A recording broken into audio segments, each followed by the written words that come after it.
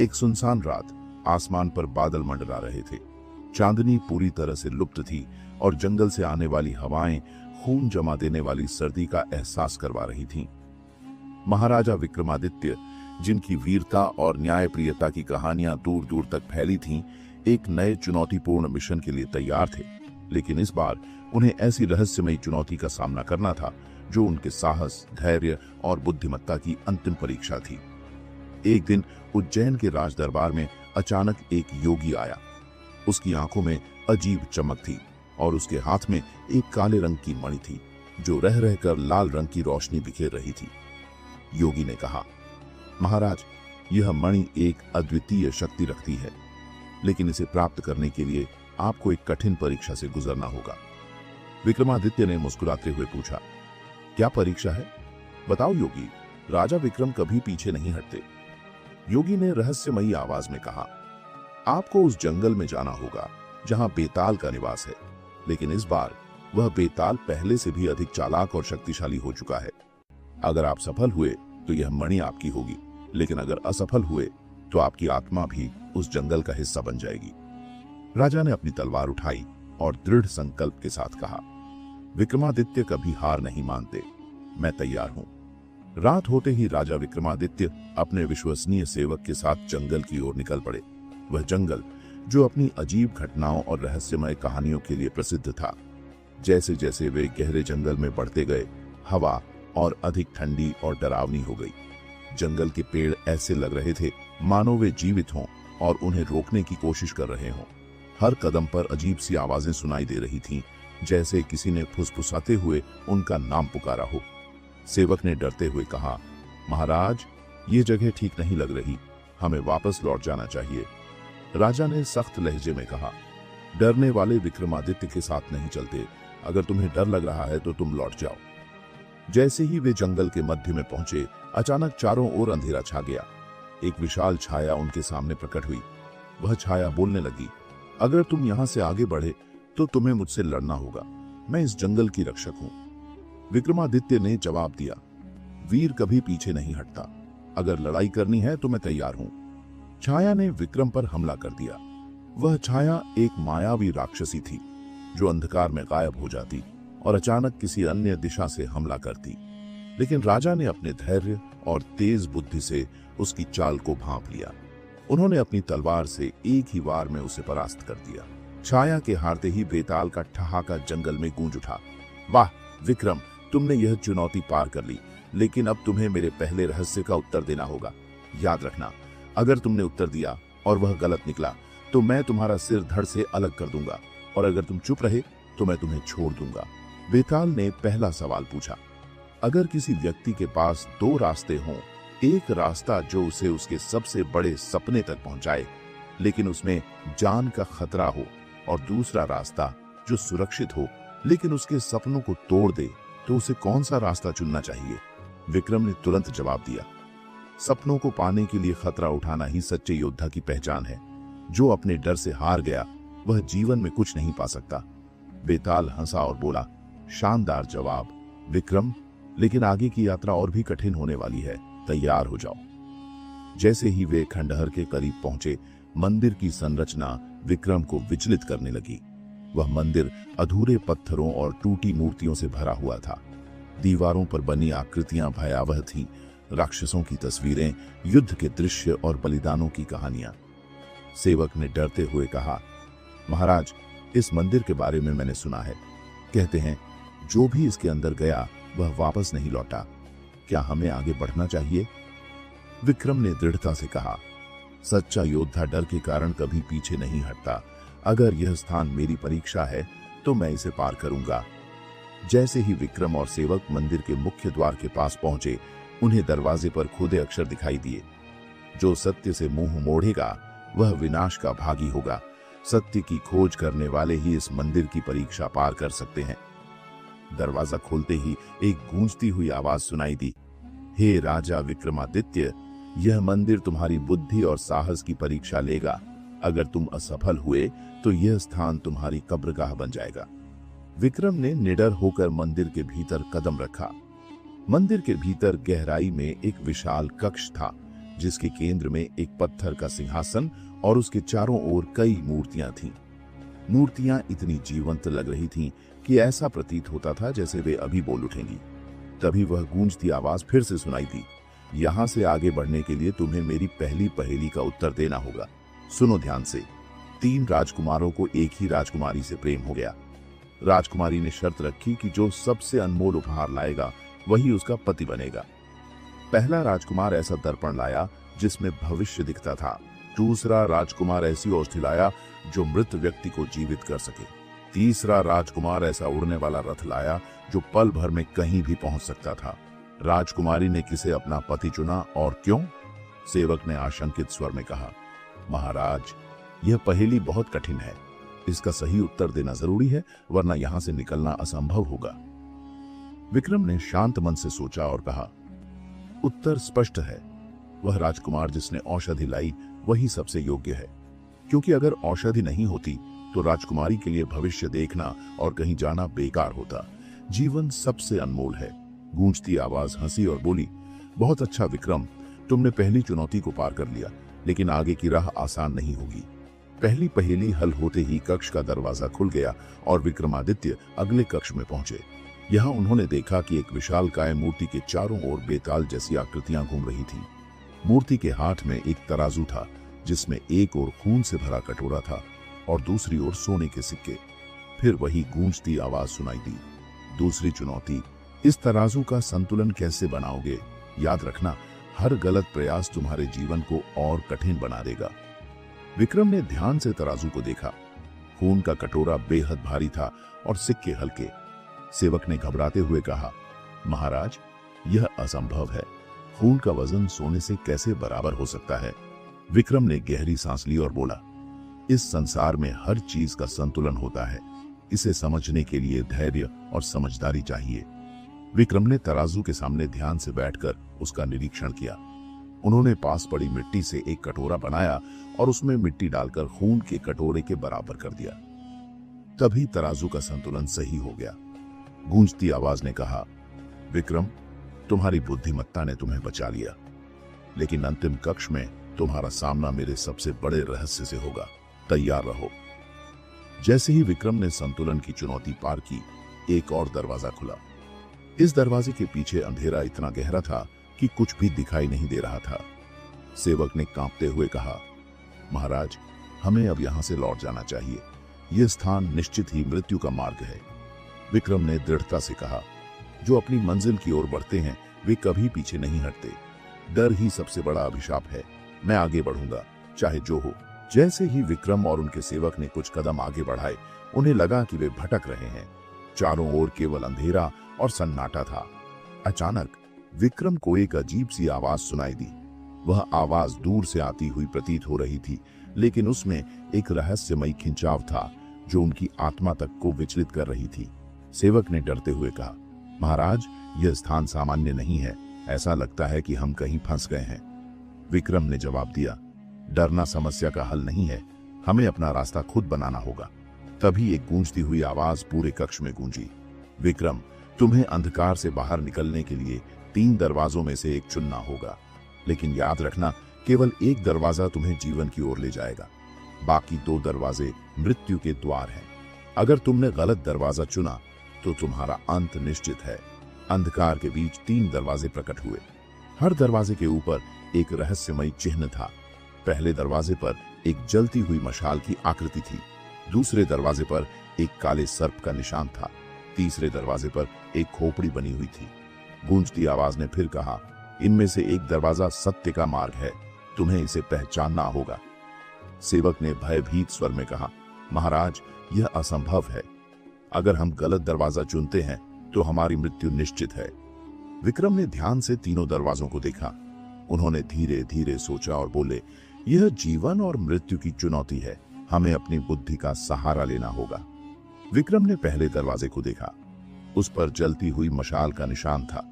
उन्होंने सोचा, मशाल प्रकाश का प्रतीक है, लेकिन यह भी संभव है कि यह भ्रम का प्रतीक हो। फिर उन्होंने दूसरे दरवाजे पर नजर डाली। उस पर सर्प का चिन्ह था। सर्प मृत्यु और धोखे का प्रतीक हो सकता है। आखिर में उन्होंने तीसरे दरवाजे को देखा। जिस पर खोपड़ी बनी हुई थी। उन्होंने गहरी सांस लेते हुए सोचा, खोपड़ी मृत्यु का प्रतीक है, लेकिन यह भी हो सकता है कि यह सत्य की ओर इशारा कर रही हो। तभी उन्हें याद आया कि मंदिर के प्रवेश द्वार पर लिखा था, सत्य का सामना करने वाला ही इस मंदिर की परीक्षा पार कर सकता है। विक्रम ने तीसरा दरवाजा चुना और निडर होकर उस पर हाथ रखा। दरवाजा खुलते ही विक्रम और उनके सेवक ने खुद को एक विशाल कक्ष में पाया। इस कक्ष के मध्य में एक बड़ा सिंहासन था, जिस पर एक कंकाल बैठा हुआ था। कंकाल की आंखों में चमक थी और उसके हाथ में एक शून्य सा दिखने वाला गोला था। कंकाल ने गूंजती आवाज में कहा, विक्रम, तुम्हारे साहस ने तुम्हें यहां तक पहुंचा दिया, लेकिन अब तुम्हें मेरे अंतिम प्रश्न का उत्तर देना होगा। अगर तुमने सही उत्तर दिया तो तुम यह परीक्षा पार कर लोगे, लेकिन अगर तुम असफल हुए तो तुम्हारी आत्मा हमेशा के लिए इस कक्ष का हिस्सा बन जाएगी। कंकाल ने पूछा, जीवन और मृत्यु में सबसे बड़ा सत्य क्या है? अगर तुम इसका उत्तर जानते हो तो तुम्हें यह परीक्षा पार करने का अधिकार है। सेवक ने घबराते हुए कहा, महाराज, यह प्रश्न असंभव है। जीवन और मृत्यु का सत्य कौन जान सकता है? विक्रम ने शांत स्वर में जवाब दिया, जीवन और मृत्यु दोनों ही परिवर्तन का हिस्सा हैं। जीवन का सबसे बड़ा सत्य यह है कि यह क्षण भंगुर है, और मृत्यु का सबसे बड़ा सत्य यह है कि यह अंत नहीं बल्कि एक नई शुरुआत है। कंकाल की आंखों की चमक तेज हो गई। उसने अपनी गहरी आवाज में कहा, विक्रम, तुमने सत्य को पहचान लिया है। यह सत्य ही तुम्हें विजयी बनाता है। यह मणि और मेरा आशीर्वाद तुम्हारे साथ है। कंकाल ने अपना हाथ उठाया और वह शून्य जैसा गोला मणि में बदल गया। वह मणि विक्रम की ओर बढ़ी और उनके हाथ में समा गई। विक्रम और उनके सेवक को एक रहस्यमयी सरोवर दिखाई दिया।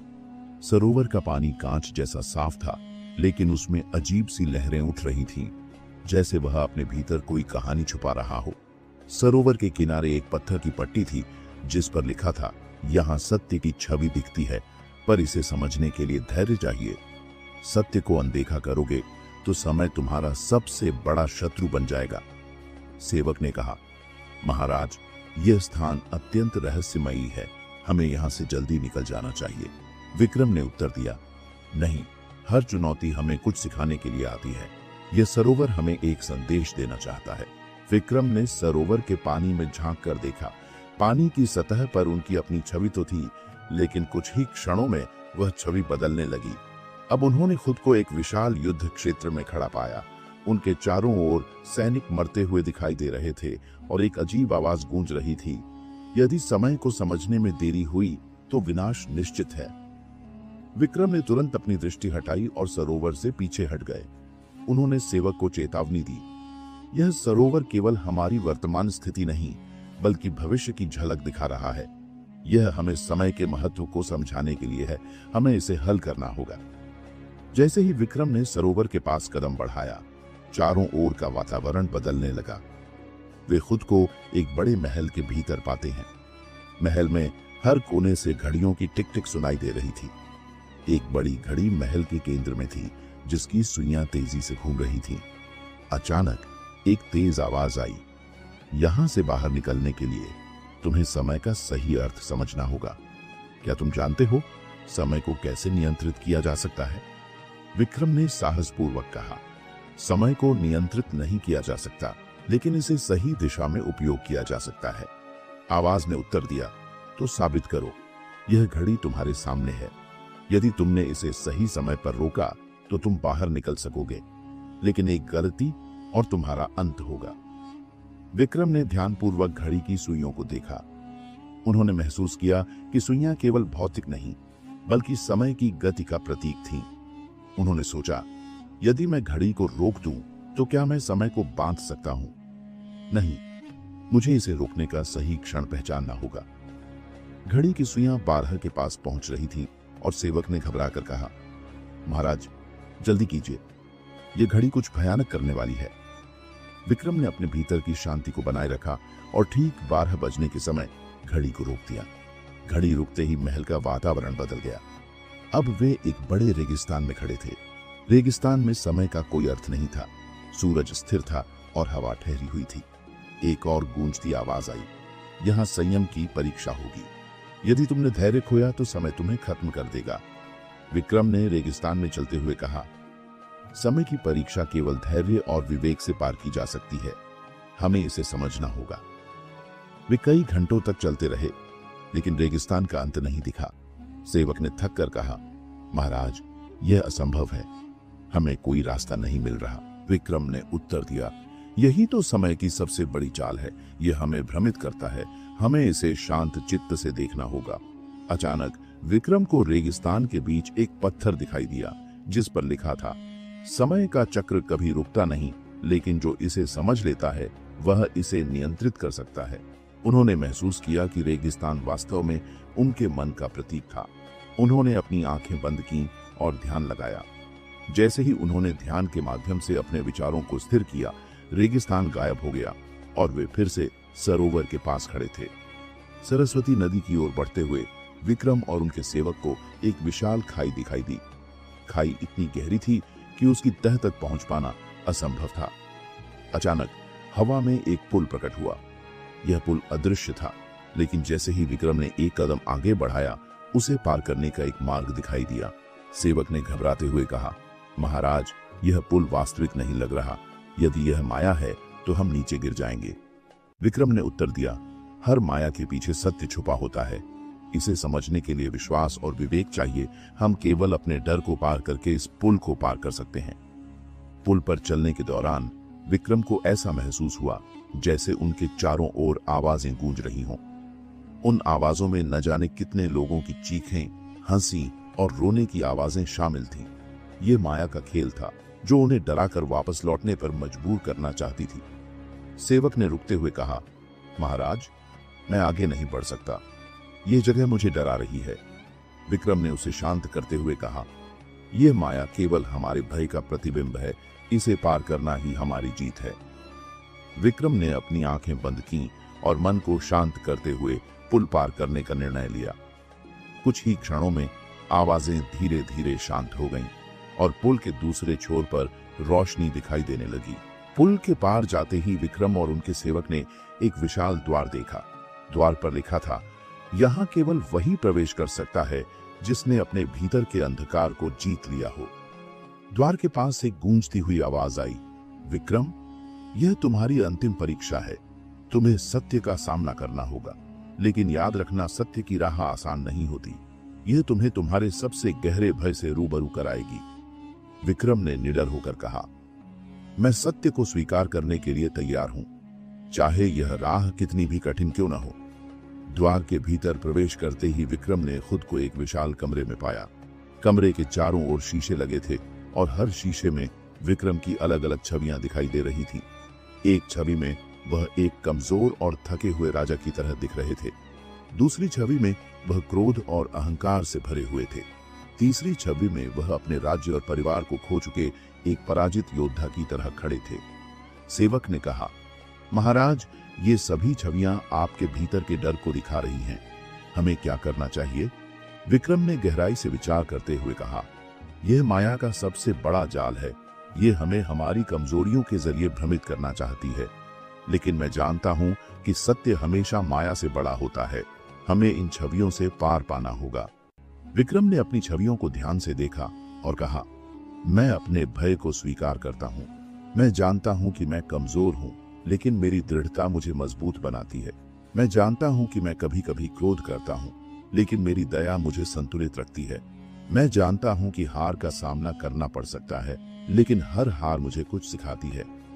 जैसे ही विक्रम ने यह कहा, कमरे की सभी छवियां धीरे धीरे गायब होने लगीं। अब उनके सामने केवल एक शीशा बचा था, जिसमें उनकी असली छवि दिखाई दे रही थी, एक साहसी और निडर राजा। शीशा टूटने के साथ ही कमरे के बीच में एक रोशनी प्रकट हुई। उस रोशनी में से वही रहस्यमयी आवाज आई, विक्रम, तुमने माया का सबसे बड़ा जाल तोड़ दिया। सत्य का सामना करने के लिए साहस चाहिए, और तुमने यह सिद्ध कर दिया कि तुम सत्य के योग्य हो। रोशनी ने उन्हें एक चमत्कारी मणि प्रदान की। आवाज ने कहा, यह मणि तुम्हें हर विपत्ति से बचाएगी और सत्य की राह पर हमेशा तुम्हारे साथ रहेगी। लेकिन याद रखना, यह केवल तभी काम करेगी जब तुम अपने भीतर सत्य और विवेक को बनाए रखोगे। सरोवर से निकलने के बाद विक्रम और उनके सेवक एक विचित्र जगह पहुंचे। यह जगह एक विशाल यंत्र से घिरी हुई थी, जिसमें घूमते हुए पहिए, घंटों की तरह बजती ध्वनियां और चारों ओर समय के चक्र की छवियां थीं। इस जगह का नाम था काल चक्र का भंवर। एक गहरी गंभीर आवाज गूंजी, विक्रम, तुमने माया के जाल को तोड़ दिया, लेकिन अब समय तुम्हारी परीक्षा लेगा। यहाँ हर कदम पर समय तुम्हें भटकाने की कोशिश करेगा। तुम्हें यह तय करना होगा कि कौन सा समय वास्तविक है और कौन सा माया। सेवक ने घबराते हुए कहा, महाराज, यह स्थान अजीब है, हर दिशा में केवल भ्रम है। विक्रम ने गंभीरता से कहा, यह समय की उलझन है, हमें अपने विवेक और धैर्य से इसे पार करना होगा। समय का सामना करने के लिए साहस चाहिए और मैं इसे पार करूंगा। जैसे ही विक्रम आगे बढ़े, उनके सामने एक अद्भुत दृश्य प्रकट हुआ। उन्होंने खुद को अपने बचपन में पाया। उनका छोटा रूप एक मैदान में खेल रहा था। उनके माता पिता पास में खड़े मुस्कुरा रहे थे। विक्रम के कदम ठिठक गए। उन्होंने अपने बचपन को देखने के लिए तरसते हुए कहा, यह दृश्य कितना सुंदर है, मैं यहाँ कुछ पल रुकना चाहता हूँ। सेवक ने कहा, महाराज, यह माया का जाल हो सकता है। लेकिन तभी वह दृश्य बदलने लगा। विक्रम ने देखा कि उनका बचपन का रूप धीरे धीरे मिटने लगा और एक आवाज आई, याद रखो, समय किसी का इंतजार नहीं करता। यदि तुम इसमें उलझ गए तो तुम्हारा भविष्य खो जाएगा। विक्रम ने दृढ़ता से कहा, मैं भूतकाल को देख सकता हूं, लेकिन उसमें उलझ नहीं सकता। मुझे आगे बढ़ना होगा। दूसरे चक्र में विक्रम ने अपने भविष्य की एक झलक देखी। उन्होंने खुद को एक कमजोर और वृद्ध राजा के रूप में पाया, जो अपने सिंहासन को छोड़कर जंगल में अकेला भटक रहा था। यह दृश्य उन्हें विचलित कर गया। सेवक ने पूछा, महाराज, यह क्या है? क्या यह आपका भविष्य है? विक्रम ने गंभीरता से कहा, भविष्य हमेशा अनिश्चित होता है। यह माया का एक और खेल है। यदि मैं इसे सत्य मान लूं, तो मैं अपने वर्तमान को खो दूंगा। मुझे अपने वर्तमान पर ध्यान केंद्रित करना होगा। जैसे ही विक्रम ने अपनी आंखें बंद की और मन को शांत किया, वह दृश्य गायब हो गया। तीसरे चक्र में विक्रम ने खुद को एक कठिन परिस्थिति में पाया। उनके सामने दो रास्ते थे। एक रास्ता सुनहरा और आकर्षक था, लेकिन उस पर चलने वाले कई लोग थके हुए और दुखी दिख रहे थे। दूसरा रास्ता अंधकारमय और डरावना था, लेकिन उसकी ओर बढ़ने वालों की आंखों में दृढ़ता और संतोष था। सेवक ने घबराते हुए पूछा, महाराज, कौन सा रास्ता सही है? विक्रम ने कहा, सुनहरे रास्ते पर चलना आसान लगता है, लेकिन हर आसान राह हमेशा सही नहीं होती। कठिन और अंधकारमय रास्ता ही सत्य की ओर ले जाता है। उन्होंने कठिन रास्ते का चुनाव किया। जैसे ही वे उस पर कदम बढ़ाते गए, अंधकार धीरे धीरे रोशनी में बदल गया। जैसे ही विक्रम ने तीसरा चक्र पार किया, समय का विशाल यंत्र बंद हो गया। एक चमकीली रोशनी प्रकट हुई और एक दिव्य आवाज आई, विक्रम, तुमने भूत, वर्तमान और भविष्य की माया को समझ लिया है। तुमने दिखा दिया कि एक सच्चा राजा वही होता है जो अपने वर्तमान पर ध्यान केंद्रित करता है और अपने अतीत या भविष्य में उलझता नहीं। उस रोशनी के बीच से एक दिव्य पुस्तक प्रकट हुई। आवाज ने कहा, यह पुस्तक तुम्हें सत्य और न्याय का मार्ग दिखाएगी, लेकिन ध्यान रखना, इसका उपयोग केवल भलाई के लिए करना। यदि तुमने इसे स्वार्थ के लिए उपयोग किया, तो यह शक्ति तुम्हारे विनाश का कारण बनेगी। विक्रम ने पुस्तक को आदरपूर्वक स्वीकार किया और कहा, मैं इसे केवल सत्य की रक्षा और लोगों के कल्याण के लिए उपयोग करूंगा। सभी कठिनाइयों को पार करने के बाद विक्रम और उनके सेवक एक गहरे और अंधकारमय जंगल में पहुंचे। इस जंगल में चारों ओर सन्नाटा था। यहाँ कोई पक्षी नहीं चहचहाते थे, कोई हवा नहीं चलती थी और हर दिशा में केवल घना अंधेरा था। सेवक ने कांपते हुए कहा, महाराज, यह स्थान डरावना है, हमें यहाँ से लौट जाना चाहिए। विक्रम ने गंभीरता से कहा, यह हमारा अंतिम पड़ाव है। यदि हम यहाँ रुक गए तो हमारी सारी मेहनत व्यर्थ हो जाएगी। हमें बेताल का सामना करना होगा। जंगल के बीचों बीच एक विशाल वट वृक्ष खड़ा था। उस वट वृक्ष की शाखाओं में बेताल का शव झूल रहा था, लेकिन इस बार बेताल चुप नहीं था। उसकी आंखों में एक अलग चमक थी और उसकी उपस्थिति में एक अजीब सा भय व्याप्त था। बेताल ने एक रहस्यमय हंसी के साथ कहा, विक्रम, तुमने अब तक हर परीक्षा पार की है, लेकिन क्या तुम जानते हो कि मैं कौन हूं और तुम्हें यहाँ क्यों लाया गया है? विक्रम ने दृढ़ता से कहा, तुम एक आत्मा हो जिसे इस श्राप से मुक्ति चाहिए। मैं तुम्हें तुम्हारी मुक्ति दिलाने के लिए यहाँ हूं। बेताल ने गूंजती हुई आवाज में कहा, नहीं विक्रम, मैं केवल एक आत्मा नहीं हूं। मैं तुम्हारे अपने भीतर का वह पक्ष हूं जो तुम्हें भयभीत करता है, जो तुम्हारे निर्णयों पर सवाल उठाता है। मैं तुम्हारा विवेक हूं और यह मेरी अंतिम परीक्षा है कि क्या तुम अपने भीतर के अंधकार और प्रकाश को संतुलित कर सकते हो। बेताल ने कहा, मैं तुमसे 3 प्रश्न पूछूंगा। यदि तुमने सही उत्तर दिया तो मैं मुक्त हो जाऊंगा और तुम्हारा मार्ग प्रशस्त होगा, लेकिन यदि तुमने गलती की तो तुम्हारा सर्वनाश निश्चित है। विक्रम ने निडर होकर कहा, पूछो बेताल, मैं हर सवाल का सामना करूंगा। बेताल ने पूछा, यदि एक राजा के पास यह विकल्प हो कि वह अपने राज्य की भलाई के लिए किसी निर्दोष को दंड दे या किसी दोषी को माफ कर दे, तो राजा को क्या करना चाहिए? विक्रम ने उत्तर दिया, एक सच्चा राजा कभी भी निर्दोष को दंड नहीं दे सकता, भले ही राज्य की भलाई पर खतरा क्यों ना हो। न्याय का अर्थ है सत्य और धर्म की रक्षा करना, और निर्दोष को दंडित करना धर्म का उल्लंघन है। बेताल ने सिर हिलाते हुए कहा, तुमने सही कहा, लेकिन यह केवल शुरुआत है। बेताल ने पूछा, यदि सत्य का पालन करने से किसी प्रियजन को कष्ट पहुंचे तो क्या सत्य को छोड़ देना चाहिए? विक्रम ने उत्तर दिया, सत्य कभी किसी का कष्ट नहीं बढ़ाता, ये केवल उन पर उजागर करता है जो अपनी गलतियों का सामना करने से डरते हैं। सत्य को कभी नहीं छोड़ा जा सकता, चाहे परिस्थितियां कितनी भी कठिन क्यों ना हो। बेताल ने कहा, तुमने एक बार फिर सही उत्तर दिया, लेकिन अब अंतिम प्रश्न तुम्हारी योग्यता का निर्णायक होगा। बेताल ने पूछा, यदि किसी के जीवन को बचाने के लिए तुम्हें अपना सब कुछ त्यागना पड़े तो क्या तुम ऐसा करोगे? विक्रम ने बिना झिझक उत्तर दिया, एक सच्चे राजा का धर्म है कि वह अपने प्रजाजनों की रक्षा के लिए अपना सर्वस्व त्याग दे। जीवन का सबसे बड़ा मूल्य दूसरों की भलाई में है। बेताल ने अपनी आंखें बंद की और कहा, तुमने तीनों सवालों का सही उत्तर दिया। तुमने सिद्ध कर दिया कि तुम केवल एक योद्धा नहीं बल्कि एक सच्चे राजा हो।